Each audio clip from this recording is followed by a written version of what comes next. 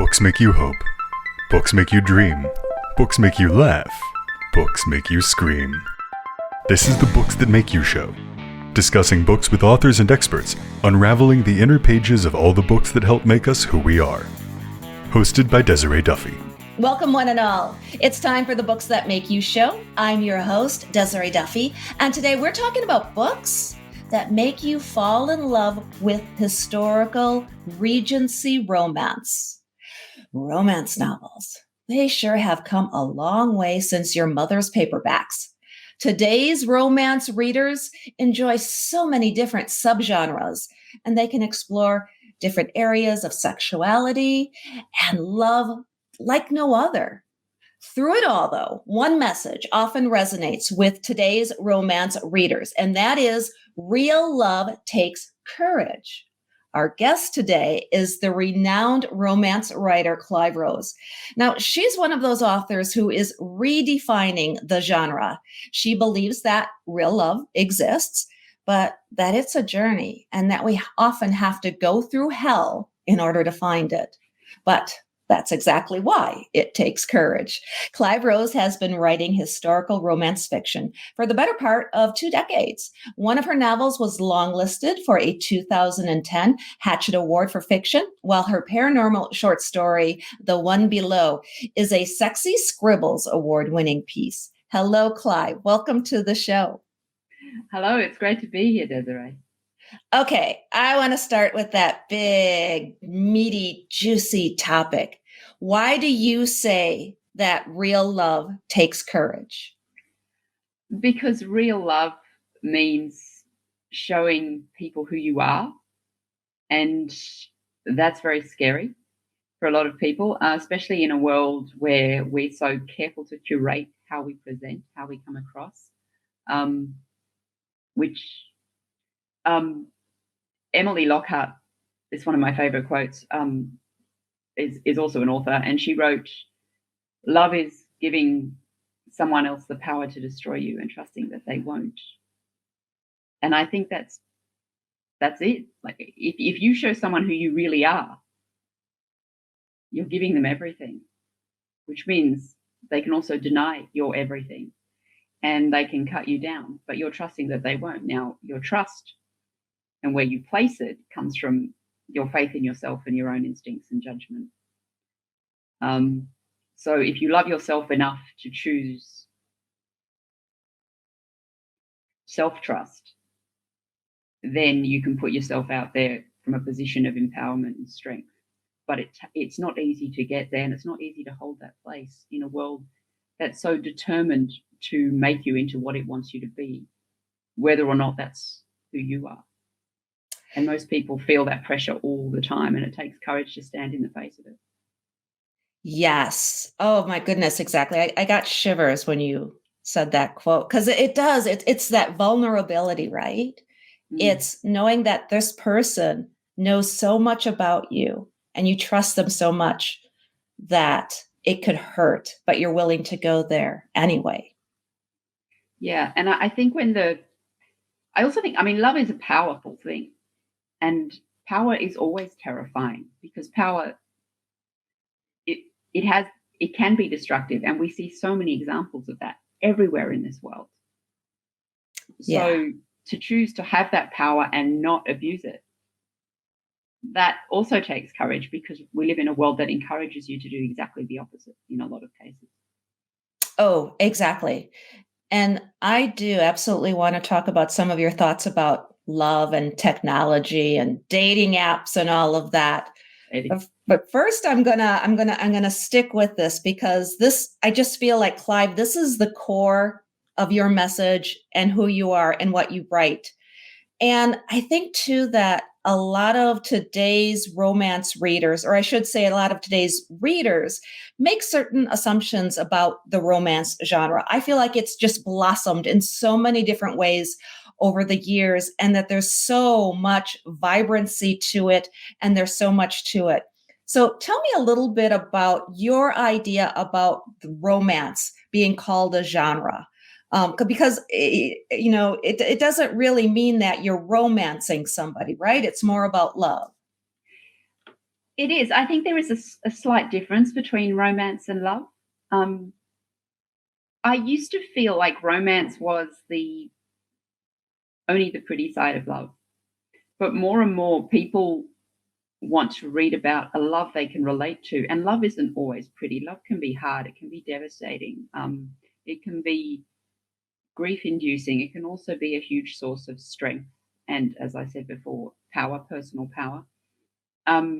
It's more complex than the easy forms of romance. It's bigger than roses and chocolates and ribbons. Roses and chocolates and ribbons are pretty, but they're not deep. They aren't your heart. A heart-shaped chocolate is sweet and gone in a minute. And so is a lot of the way romance looks and the way it feels are two completely different things. And I think we live in a world where the way things look, we need to remember that a lot, that the way things look and the way they feel are not the same thing. And in that space are all the people, all the feelings, all the truth of humanity. And that's what's beautiful and that's what's lovable about nearly everybody. When you see somebody shows you who they are, it's very difficult not to love that person. And that's completely aside from the chemistry of sex, which it's perfectly possible to be sexually attracted to someone you don't actually like. But that love. And I think the confusion between the two is this. Human beings overcomplicate a lot of things. Love isn't complicated. People are, in my opinion. Oh, that is so very true. And when we talk about historical romance and Regency romance, and what those genres mean, because those are the areas that you kind of like your sweet spot, so to speak. Why don't you tell the layperson, the person who might not be familiar with what those genres mean, exactly what they are? The reason I like historical fiction and historical romance fiction in particular is because we come from a time that those are times when people they couldn't communicate the way we do now. There was no firing off a tweet in a fit of pique. You had to write a letter or make an appointment. Like if you wanted to see someone to have a face-to-face exchange, you had to go by their place, leave your card. They may not see you, or they may. It was a process. There were some rather lovely boundaries that I think made for more thoughtful interaction, also more distant in a lot of cases. But you couldn't just blurt out your thoughts. You had to think that through, and in thinking it through, you may give yourself more time and space to process, and you may come back with something different, something gentler, something softer, or something just more self-aware. Not always, of course, it's very individual, but I think that those spaces between interactions gave people more time, more internal reflection time, and it made for when you did get to talk to someone, when you did get to interact, when you were getting a better exchange because it wasn't so off the cuff. It wasn't so I'm in a bad mood, so I'm just going to let fly. And certainly you had nothing like there was plenty of judgment in society, but it wasn't everywhere the way it is now. But I think most importantly, you had to get to know somebody because there are actually stories of officers who courted by mail, by post, because they were off at war, and the Napoleonic Wars took up a lot of the Regency period. And then they would come back to a woman they'd been writing to for 5 years and exchanging mail with and falling in love with. And only after that did they actually get to have tea or go for a walk. And in some cases that did not work out too well. There was one officer, I think it could be Admiral Nelson, I could be wrong, but he left very much enchanted by this young woman, went away for nearly 10 years, wrote letters, she wrote back, it was all lovely, and came back, and because she looked 10 years older, he wasn't that into her anymore. So, you know, I know, he swiped left, Lord Nelson. But the point is, he fell in love with her communication and the interaction before anyone got anyone into bed and naked and produced children. But then that whole side of romance, that wasn't romantic in a lot of cases. Marriage wasn't a romantic thing. It wasn't about love. And that, I think people forget that when they're judging the way Jane Austen's characters are portrayed and whatnot. They're forgetting how new that idea was 200 years ago, because before that, marriage was more of a legal and economic decision than it ever was an emotional and heartfelt one. And that's not because people didn't value each other. That's because that's how the wealth was handled in society back then. It wasn't as easy to access it. Yeah. It was very just transactional, and it was based on families and status, so much more. So I think that's one good thing about nowadays is we don't quite have so much of that. But at the same time, and I can't help but think about how the concept of time, of being away at war for 10 years, forces one, like in your example, to really get to know the person and the individual and fall in love with their core being, rather than just swiping left and right on an app and hooking up.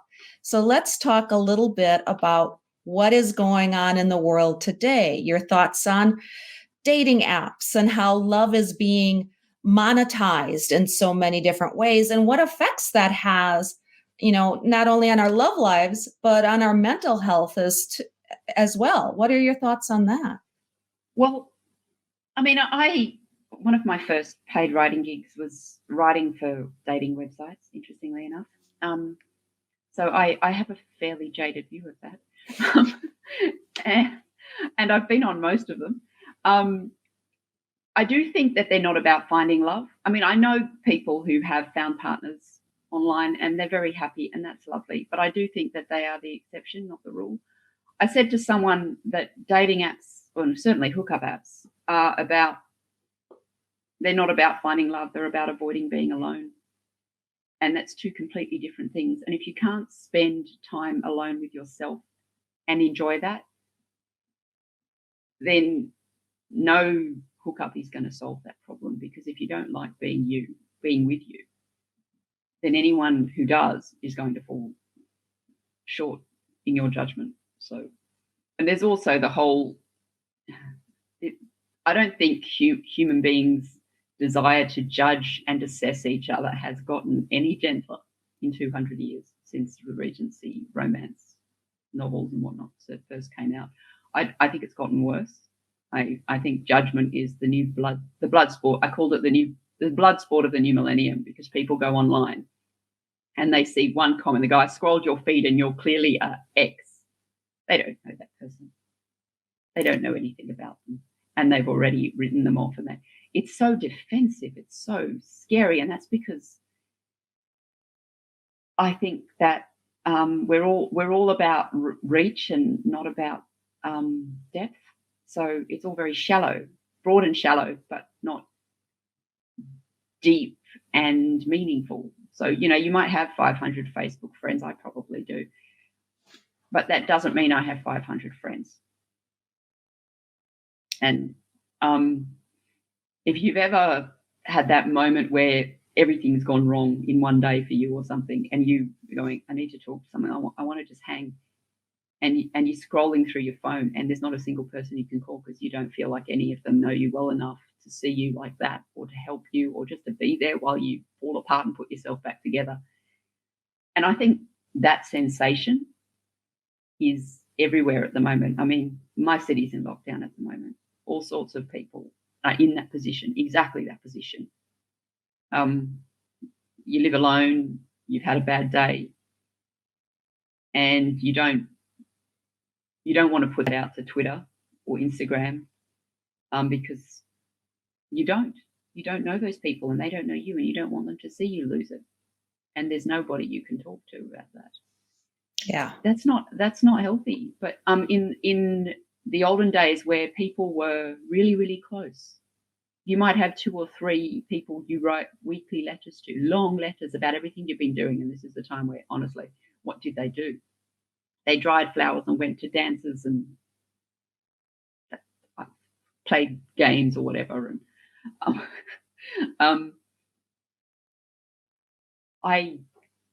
and then they would write to you, and you'd get to know their innermost feelings and thoughts, because that's what they sent each other. Yeah. There were no phones. There were no nobody went on wild nights in Bath and Mayfair. They just didn't do things like that. So Right. they might read a new book and write a whole thing about their opinion to a friend, and the friend would come back going, I've just read that too, and this is mine.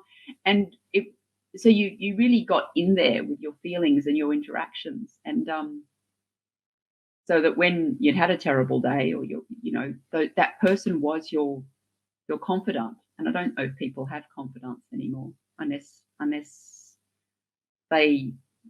I mean, I hear the term BFF thrown around quite a lot, but I don't know how many people still have actual friends that feel almost like family. Precisely. Days.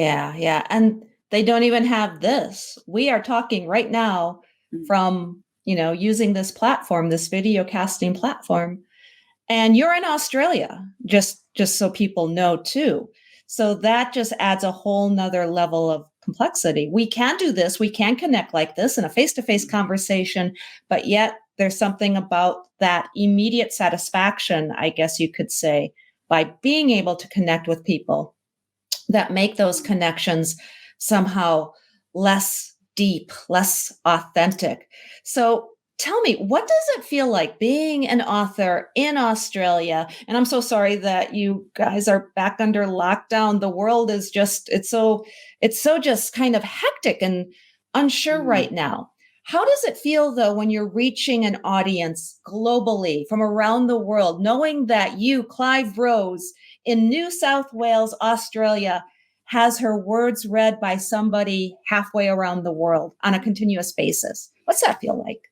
I love that. I love that my words are being read. One of my Twitter followers posted a question recently, and they said, how important is it to you to be famous? And I'm like, I honestly couldn't care if no one knows who I am. But they're reading my books and talking about whether my characters think this or like that color. Like, I mean, the way we talk about, I've been an Austen fan for forever, and you go into a Jane Austen fan site, and there's people saying that's not how Darcy thinks. Like, they know. I think that's fabulous.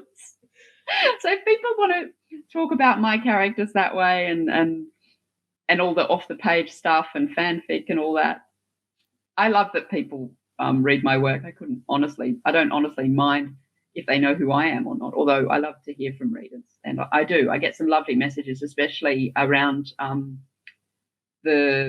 because the heroine of Always a Princess is not white in English Regency society, and she's unapologetic about that, and a lot of people find that comforting, because we do live in a world where many people have been forced to pretend they're not who they are, and it hurts to do that. It hurts. Yes, exactly. And one of the things that you do so amazingly well is bring authenticity and research. You are a researcher when it comes to the historical aspects of your writing. Would you like to talk about that a little bit? Oh, one of the advantages of having a neurodivergent brain is I get hyperfixated, and I mine a topic for I find a weird word or something, and I go to town, and I need to know where that word came from and what other words come from that and where it was last used. I mean, I'm a Regency slang is a hobby of mine. I love it. I have a whole dictionary of Regency slang at home, and always looking up cute words for them to, like, I need him to swear, but it can't really sound like a swear word. My favorite one, which appears in Always a Princess, is cow slava, which is how they said bull in Regency. Okay. And now I have a little girl, and sometimes she goes, "It's complete chaos, lava, mother." I'm like, "I know what you're saying. Stop that right now. It doesn't make it okay. No one else knows what it means." You're like, Mom knows what that means. Watch your mouth. Watch your mouth. You don't get to have a dirty mouth from 200 years ago. I got in. The reason I found an old manuscript, which was a record of Roma words or Romany words from 1865. And that started me on a researching journey. Plus, I was working with a girl from a group at the time, and she was Roma, and she was engaged. And I had the wonderful blessing of being invited to her wedding. And it was it just got me started. And also, my family are Jewish, and during World War II, they're a group of people. People don't remember how persecuted they were, but over 500,000 of them died in the Holocaust, in the death camps. And that's something that I feel connected to because of my family's history. And there's possibly a shared heritage, but it could just be a family myth. It happens. There's no proof. And so I also wanted to remember that they lived in England, and they appear hardly anywhere in any stories except in a fetishized way or in a negative light, like in Austen's Emma. Mm-hmm. And I originally pitched my heroine as a Romany Lizzie Bennet because I think she's as feisty, but she's very much herself. And I think it's interesting when you live a culture within a culture and how you move through the world that way. She doesn't stop to notice that she's different because she's not in her world. Right. And I think that's the whole point about being from another culture, is that it's normal to you. And everybody's normal. Everybody's normal is slightly different. And I think when people if people remembered that more, would have a lot less rage. And I do feel there's a lot of anger in that whole area, and perfectly understandable, but not necessarily helpful. Exactly. And how do you feel about needing or wanting to have more various voices writing in the romance genre? I think we should have as many voices as possible. I think more people were there. There were Jews in Regency England, not many, admittedly, because they encountered so much prejudice. They did a little bit better in France. The Roma have been in England since the 1500s. So it's a shared land, but you don't get that perspective from a lot of the Regency novels at all. There's a lot of writers writing. Bridgerton has a diverse cast, and I think that's wonderful. I don't know if people remember the TV series Merlin, which is not set in the Regency period. It's set in about 1200 AD, from what I can tell. But also a diverse cast. And what I loved about that was these people are wandering around countryside England. White people, black people. Didn't see any Asian people. But it just wasn't mentioned. It was just as you were. And I thought that was great. And that was a long time ago, that series now. Yeah, it is. That's going back a ways. But, the thing is there's this certain attitude, and I've heard this before. It always strikes me. I've heard a fantasy author defend his position to not have women in places of power or various ethnicities because that's not the way it was back then. And I'm like, your book is fantasy. It's interesting, isn't it? Firstly, Amazons, people. Amazons, I'm just saying. Yes. I've done the research, and there will be a book about this. There will, next year probably. There was a group of warlike women called the Sarmatians. They found tombs in the tundra of northern Russia, of Mongolia. Anyway, there's a book in there for sure, at least one. I already have the film planned out. It's all good. I draft a screenplay for every book I write, just in case. Good to know. Good to know. Just in case.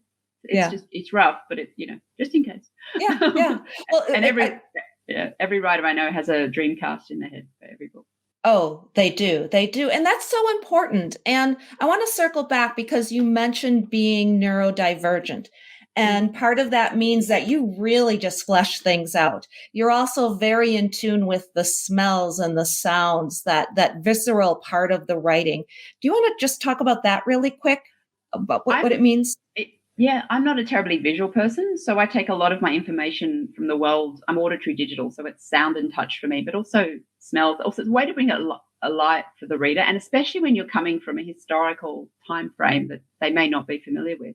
It helps to remind the reader what it might have smelled like. I've just written a scene actually with a drunk guy who vomits all over himself, and I had to describe those smells, and then I had to stop and. Ooh. I know it was a little gag, but I knew when I felt a bit gaggy, I thought, I must have got it right. You did it. But it's particularly important in this book because Sierra, the main character, is a herbal healer. So of course she deals with plants, and of course there's sense. But it also, I think it's important. I think it brings to life the reader, but it also helps me. I burn oils. I'm an aromatherapy, it's a hobby of mine, and I'll burn an oil when I'm writing. She's working on something involving nutmeg. I might burn something that smells similar. Researching the healing properties of plants was really interesting to me. I wanted to make her more than just a pretty woman that he's attracted to, and also Romany women do not sit around and look pretty. They do things, and she needs to be active. They live in a mobile camp. They move around, and they can't just sit around and chat and pick flowers. They have to do things. And making her a herbal healer was part of that. And I spent a lot of time researching techniques. It also meant that she might know techniques the British didn't. The English, I should say, because technically they're both British. The English didn't. And given that. I'm giving away plot line now, but she removes a bullet. Whoops. Given that she removes a bullet, I thought that she actually uses a technique that the ancient Egyptians used, and I thought, well, it's possible that she would have heard of it. Ooh. So I love that. Yeah. As long as you can make it historically plausible, that's the fun in doing that. Exactly. Yeah. I belong to a lot of groups, and I'll go in there with a question. I'll say it doesn't have to be like likely, it just has to be possible, depending on what I'm going for. In the one I've got, so I mean, I actually had a little trouble getting this one published because quite a few publishing houses said that it was implausible. That and some people didn't understand the problem standing between her and Will. There is a massive problem even today. If she weren't, that's why I had to make her a princess. If she weren't that connected to the head family, she probably wouldn't have been allowed. She would have been kicked out for marrying an Englishman. And I mean, that happens today. Yeah. So in addition to Always a Princess, you have many other writing stories and things that are coming up soon. So can you give us a little bit of a teaser about what we can expect in the near future? Well, the Christmas Salon came out last Christmas, and that's got some of the side characters from Always a Princess. There's a novella coming out on the 15th of July, my goodness. And that's my first go at a romance mystery series. It's also set in the Regency era. There'll be a subsequent novella that will attach to that as part of the series, and that will be coming out in September, October. And the sequel to Always a Princess, with my next pet couple, who in Always a Princess appear as side characters, will be main characters in the next book. But Will and Sierra do make a cameo because they're too lovely to leave out. Oh, wonderful. And I'm hoping to eventually, I want all the Duke's children to have their own happy ever after, because, I mean, they do have such a lonely time otherwise. Oh, yes. There's a lot to look forward to. Clive, we're going to have you come back and visit us again, and we'll talk in more depth about, I mean, we could probably have you on every week and not run out of things to talk about. I could talk about love and romance and my theories and thoughts forever, but yeah. Lovely. Tell people then where they can find you online, where they can reach you on social media and get more information, not only about your books, but about you as well. I have a website, clyverose.com. You can also find me on Instagram and Twitter. I am on Facebook as well. I do tend to be on Twitter and Instagram a little more these days because honestly, it's quicker. And I'm about to put a secret scene up on my website. I also have a newsletter and a reading group called Some Like a Regency on Facebook. Excellent. We will definitely check all of that out. Clyve Rose, thank you so much for being here today on the Books That Make You show. My absolute pleasure. I'd be happy to come back anytime. All right, we're going to have you back. I promise. I promise. In the meantime, thank you, everybody, for joining us here on the Books That Make You show. Please join us on our website. It's booksthatmakeyou.com. And you can also follow us on our social media. We are on Facebook and we are on Instagram. Also, you can sign up for our newsletter. And of course, subscribe to our YouTube channel. Ring that bell so that you're always up to date on all the interviews that we have with wonderful authors and people from the writing community. Until next time, all of my book buddies, please enjoy all of the books that make you exactly who you are. The executive producer for Books That Make You is Desiree Duffy. Produced and sound mastered by Phil Giangrande. Engineering by Dave Nabox. Social media and promotion by Bree Sweeter. For more, visit booksthatmakeyou.com.